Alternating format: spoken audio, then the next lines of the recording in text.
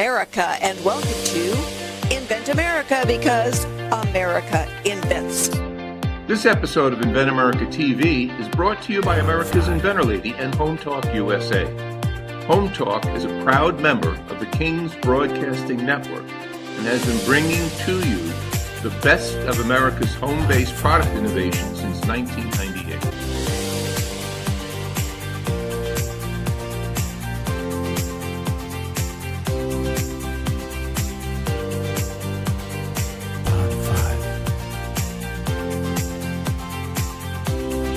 This segment of Invent America TV is brought to you by the law offices of R.P. Baraska. RPB law offices have been bringing corporate-level legal expertise to the independent inventor community for more than 20 years. For all your inventing legal needs, trust rpblawoffices.com. Well, my first guest is Angela. Angela is the inventor of Angela Kendall. All right, don't want to forget the last name here because somebody might have to go out and go looking for you, Angela. She is the inventor of Snap and Pack is what I've got down. Snap and Pack. Yes. And so you went to the trade show with us last year. You were the winner of the Innovation Award, and you were one of those. You had just a few prototypes to your name, but man, they were really great prototypes. You did a wonderful job. But you got a lot of feedback. So tell everybody, what is Snap and Pack?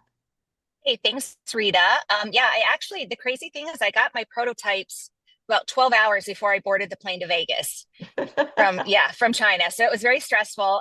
You were a great help through all of it. So thank you very much. The Snap and Pack is the only modular storage system with customizable compartments. So basically you can make your own storage container, and it's patented. I have a utility patent on the Snap technology. So the ASD Market Week was just amazing as far as, feedback, things that as an inventor, you fall in love with your product. But I received so many great suggestions that I actually implemented into the product that I'm making now. So it was just vital. It was something I wouldn't have seen without going to ASD. So it was amazing. When you go to the show and you're standing there, you're face to face with somebody, it's a different experience. Yes. Because you love your product, but you're not sure how the public is going to perceive your product. So you're very nervous, but you have to be open. And I did have some very tough customers, so to speak. They asked me some very tough questions. Why do I need this product? Why did you think of this product? Who's going to buy this product? And I had a lot of great answers, but sometimes I learned from them, and you just have to be really open as the inventor to take this this advice that you're getting from people. Well, you're exactly right. Some of those negative comments are very valuable, and I'll get an inventor that says, well, my mother loves it. It's like, your mother's not going to buy 10,000 of them. All right, no. And it's like, well, all my friends really like it. It's like, well, again, probably a little bit better audience, but unless you have some of those friends that are willing to, just, tear it apart, because a lot of times you learn stuff when somebody asks you tough questions. Absolutely. And I made sure I had a little notebook, and every time someone would walk away, I would go and I would write down their feedback, because you're just so busy. It's like on to the next. So I made sure that I remembered everything, and I reflected on it when I got home, because you're just so busy when you're in the heat of Market Week. It's like your mind's all over the place. I can tell you one of the things that's so important is just having a working prototype.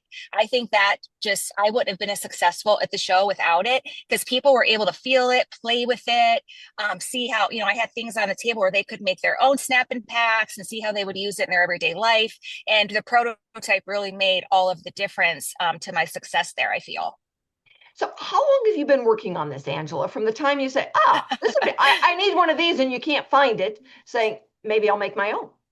Rita, I'm embarrassed to say how long, but probably since 2010. My first sketches were at my desk. I actually have them still in 2010. But then, I got busy. I'm an entrepreneur. I built 2 successful businesses. I had more children.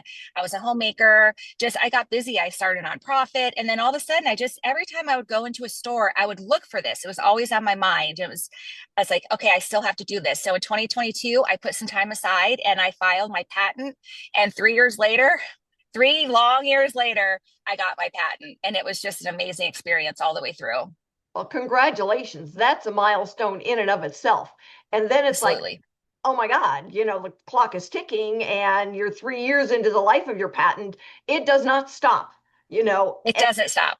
it gets more intense actually as you go through the next phases. So what is next for you? I'm so excited. We open tooling. Um, So they're making it as we speak. We're getting the tooling.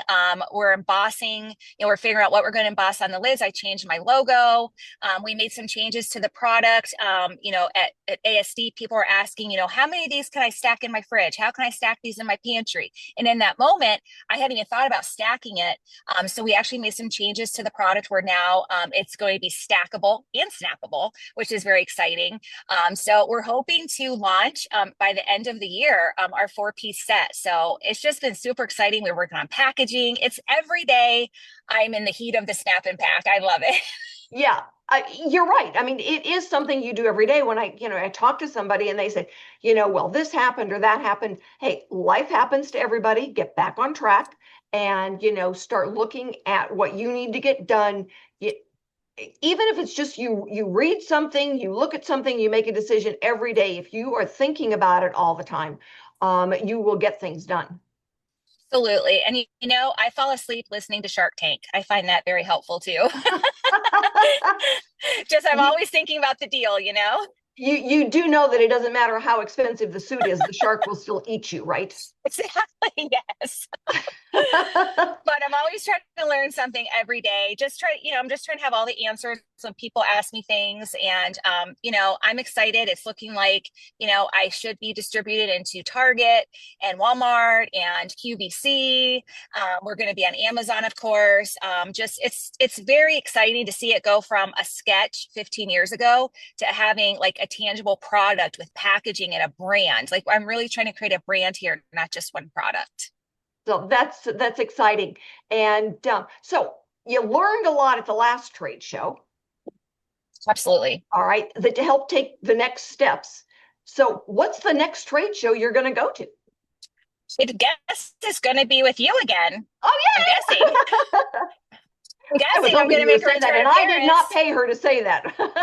It was so great. It wasn't just that you had kind of, done such a good job prepping us before and just, giving us some tools before the show. I mean, I made the decision to come, weeks before. I didn't have a long time to prep for this, and I was all over the map. And it was just, we met so many great people too, other, inventors. It was just really cool to meet people from all over the world who have the same mindset as you and are on the same path and journey as you, and you can learn from them. And I met some great friends. I keep in touch with them still, and we're Good. following each other on this journey. And it's just, I don't think you can do that anywhere else. So yeah, I'll No. definitely be back. All right, wonderful. And we have got to wrap up this segment of Invent America. Stick with us, everybody, because we are going to be right back with another inventor. This segment of Invent America TV is brought to you by SearchQuest Patent Search. SearchQuest provides for a comprehensive patent search that searches the entire world and not just the U.S. Patent Office. Make sure that before you spend those big bucks having a patent written, you've done your due diligence by getting a comprehensive patent search. Use searchquestpatents.com for all your patent search needs. They scour the world for you. Thank you so much for being with us for this segment of Invent America. And as Michael had told you earlier, this is a tribute to our friend Mike Andol from Made in America store. If you want to support Mike Andol at this point and his legacy, madeinamericastore.com. Go take a look. Find something that you would enjoy. Ian, thank you so much for being with me today. I appreciate it.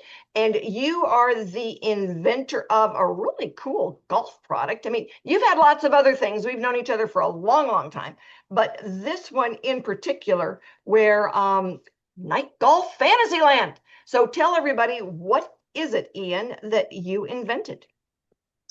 We invented a machine, actually multiple machines that have the ability to take glow-in-the-dark golf balls that are rechargeable and supercharge them in less than 90 seconds, which then allows them to actually stay glowing for 14 hours, which is pretty cool. And it's time and time and time again, there's no end life to them. As long as the ball is not torn to shreds, it will continue glowing through until it goes into the trash can. It'll still be glowing. Shoot. So you've started manufacturing, you're getting your glow in the dark golf ball product out there. So you're making the container. Tell everybody, what is it that you're making? The container that charges the balls? Well, we actually have multiple products capability with what we invented and is patented. We have multiple standalone containers that you just throw the balls in, close the lid, and magic happens, and then you open it up and you've got the glowing golf ball. And then we also have another 25 versions of a fully automated system where you dump the golf balls in, and as you wave your club in front of the device, it actually spits out a glowing golf ball, just like Top Golf and all the other ones that are out there. This one actually just gives you fully accelerated glowing golf balls. So cool. So you've been to lots of trade shows, I know, because you've gone to some with me. Yep. What is the value of doing the face-to-face, shaking the hands, as opposed to online? You get a feel for the actual person or the company when you're actually doing a face-to-face, whereas online, it's nothing. There's no interaction Tell us whatsoever. what you really think, Ian. Yeah, there's no interaction whatsoever. If you don't have somebody in front of you, you don't have an idea of if it actually piques their interest. Because, most companies, when they read something, they just read it and pass it on. Whereas if you're face to face with somebody, you show your enthusiasm, and depending upon how you present yourself, they become intrigued and want more information. So it's always better to have a face to face if you can. In some ways, I think it makes the product seem more real when you're talking to the person who invented it, as opposed to seeing a picture of something. And it's like, okay, yeah, so what, but when they meet the person, when they shake their hand and they actually talk about the process and what they went through and how they came up with it, there's a lot of people out there that makes a huge difference for them. Yeah, it does, because literally every time you can get a face-to-face with somebody, they get an understanding. And if you actually have either a good working prototype or an actual product that you can hand them and they can touch and feel, that touch and feel is indispensable. I mean, literally, without that, you literally can't get your concept and your ideas across to somebody.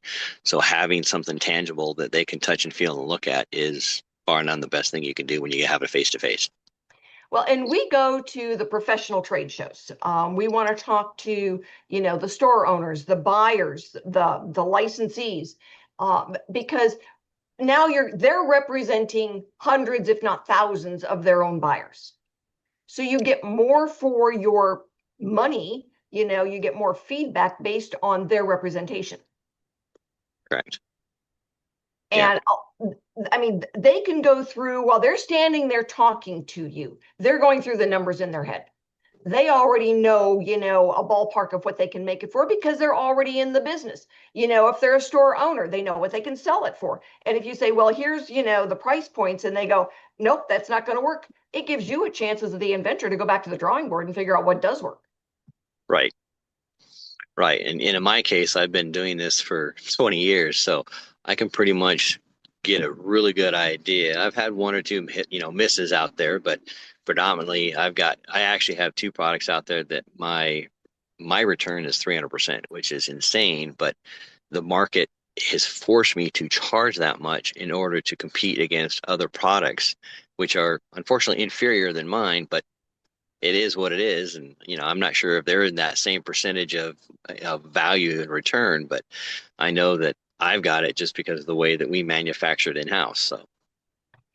So what types of shows have you been to? Have you been to any of the professional trade shows for golf? I have. I've gone to two international. I've actually gone to a national, and then I've gone to two international trade shows for golf specifically. And it's really weird. We get a lot of people that just kind of look at us like, "Oh, wow, that's pretty cool." But the problem is, the number one contributor for us is that night golf is so brand new that people around the country are just like, what is night golf? What is night golf? They see the concept, they look at it, and they go, oh my gosh, that would be so much fun. We had 125 PGA professional players come out and try the system at a golf course in California. And to watch a professional golfer miss the ball, repeatedly miss the ball, was hilarious to watch. And the tournaments, the PGA tournament season started the next day, and they were, I mean, all the golfers were ribbing each other, going, "Man, we're going to beat you tomorrow. Oh, I'm going to beat you back." It was pretty fun because I utilize psychology and physiology against you as the player. And so when you go to do something at night, your senses and the way you do things during the daytime are not the same. And night golf proved that without a shadow of a doubt. And it makes it extremely challenging. But it's a blast and a half when you hit the ball and you can see that ball travel 400 yards. If you're a good player, you know, PGA guys, they were hitting that ball over 350 yards and you can see it the entire time and then hit the ground and roll away at night. It was incredible to watch. That's gotta be like seeing shooting stars flying all over the place. Oh yeah, it is quite impressive. So what's your goal? What do you want to do with it? Are you gonna just, manufacture and get it out there? What is your goal? My goal is to find a licensee to actually license the product from me and then manufacture it. Like I said, I have 25 versions of an automated and I have 25 versions of a static system. So there is ample opportunity to have a huge marketplace in the world because there is nothing like it. Currently, I have the patent on all of them and nobody else has out there done it yet or even tried to replicate what I've done, which is pretty cool. That's why I would like to find somebody to license it, and get it off and get it out there into the world. Well, we are going to work on someone that likes to put logos on the golf balls. I've got a conversation coming up this week to, pick the brain of a couple of guys. They do the NFL ones, but I know that they know people that do the golf ball professional logos. And we're going to see if they can't make us an introduction to get it out there. And I want to thank you for being on today. It was a pleasure to see you, always is. And anybody out there, if you want to see some of these cool new products, we list them on the Invent America radio website. So you can go and see what those glow-in-the-dark golf balls really look like. And you can see Angela's Snap and Pack as the winner of the Innovation Award last year. She is up there. And you know what? If you know somebody out there that should be going to a trade show, please have them get in touch because we are taking the list now for ASD Market Week 2026. Stick with us. We are going to be back with our VP of Buyer Relations for ASD Market Week. We'll be right back. Hi, this is a training pull-up for little boys, and it's a great product to use. It makes it easy for the parent and the child when learning how to potty train. The coolest part about the product is that you don't have to take the child's pants all the way down every time that they need to use the restroom. You can just open this part here, and the child can tinkle through here, and it makes it easy for the parent and the child. It's a great product, and I cannot wait until it hits the market. Thank you so much for being with us for this segment of Invent America. So my guest for this segment is Stephanie Beringhala. She is our VP of Buyer Relations at ASD Market Week, and there is an August show coming up here pretty darn quick. So tell our listeners about the August show. We don't do August, we do March all the time. But tell everybody, what's your focus for the August show besides the heat in Las Vegas? We are in it. We are on show mode. We leave August 3rd. It ends on the 6th. And Rita, what you're missing are snuggles with puppies. We have a puppy pavilion for adoptions. It's also going to showcase all the new toy products that are out in the market. So same thing, a lot of entrepreneurs coming together to see how they can make a quick buck in the market that we have. So why is ASD Market Week the best show for new products going to market?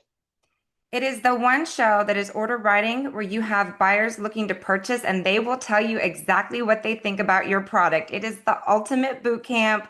I love what Ian was saying. When you're passionate and you can talk about your product face to face and feel out someone else, there's no other feeling like that, and the advantages are big. So for us, ASD, very inclusive, and it's a great way to get a pulse on your product and the potential success that it can have at market. Well, I know when we went in 2025, there was one of our inventors there. She had her first wholesale sale ever It was wonderful. Last year, everyone who had product, everyone who had any inventory at all, sold all of it. And they were so excited. And I know it's when, Angela was on and all she had was a prototype. It was like, okay, now the push is on. Let's get some inventory and go back again so that we can sell our inventory. And, Wendy Short, when she went the first time and, all she had was that single prototype, man, she goes back again. She has got a warehouse full of these things and they just arrived. Well, and it's so good. You got to toot your own horn, Rita, because what you guys do is you empower inventors to feel confident enough to get out to market. It is a very scary thing to do when you're by yourself and you maybe only have one product that you want to launch. So I think that little group that you create, it's so big, it's so bold, it excites all of our buyers because they're curious. They want to see what's coming out that they've never seen before. And then it becomes, ooh, how do I work with you? How do I help you get it licensed? Because I want to sell this thing. I see potential money in this. You're exactly right. For those folks that are coming, we are the innovation booth that's there, and people come shopping, and you help them find out about us even before the show starts. What do you do? So we have a lot of free marketing opportunity because again, the name of the game is you need brand exposure. You need to announce that you have this product that's going to the market. So we do everything with digital marketing campaigns that'll highlight and feature your item where you can talk about it a little bit. And that goes to our whole attendee base, whether they decide to come or not, you get in front of them. And then at show, we've got display cases. So what better way than to put it in a featured section where people are walking back and forth and buyers say, oh, this is so exciting. Where do I find it? And there's a little booth number on there that says, this is where you should go. So take your time and go explore over at that booth. Well, when buyers are going to a show, they want to see what's new.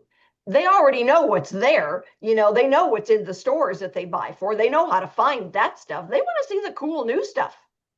And it's what helps them compete in this market. If you don't have new, exciting, fresh inventory, how do you compete with the store that's down the street? So how you source as a buyer is incredibly important, especially right now with so many things going on with tariffs, inventory, distribution, all of that kind of stuff. So new is fresh, it's cool, and it's definitely highly sought out by our retailers. And we are so excited that we are able to participate, put this group of inventors together because, for them, by the time they get to this point, they are in what we call the valley of despair. Because they have spent all their money and now they've got marketing to do, and marketing can be the most expensive part of the whole process. And so when they can say, okay, let's take a deep breath here and let's see if we can get to, get to the show with the Inventors group. And then they can start getting then that income from the sales, but they got to start someplace. And for a lot of them, it's just, this is the turning point that helps them get to the next level. Absolutely. And you know what, when you're at this show, how comforting is it when you find out, oh, you know what, the packaging isn't right, or I need to tweak it a little bit, and you do those small things, and then all of a sudden you're like, oh, my product can now be sold. So that's where I think you just get confidence about you're protecting your money and you're making sure your product is ready to launch to an official market. Yeah, I mean, we had a lady there last year. She had a granular deodorant, and there was a little itty bitty store on an island somewhere in the Pacific that bought all of it. And she goes, I don't care what label they put on it. They paid for all of it. They can put any label on it they want. And it was so much fun to watch her. She was so excited. And, she was one of those that sold all the inventory she had.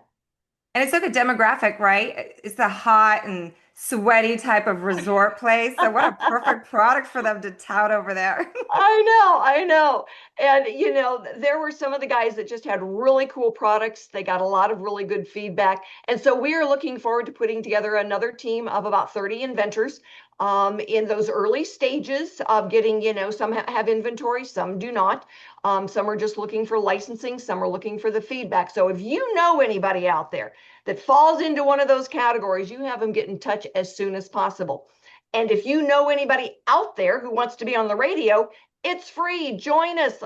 It's amazing how fast a Monday rolls around, and I need a couple of new inventors to be joining us. Thanks, everyone, for joining us today.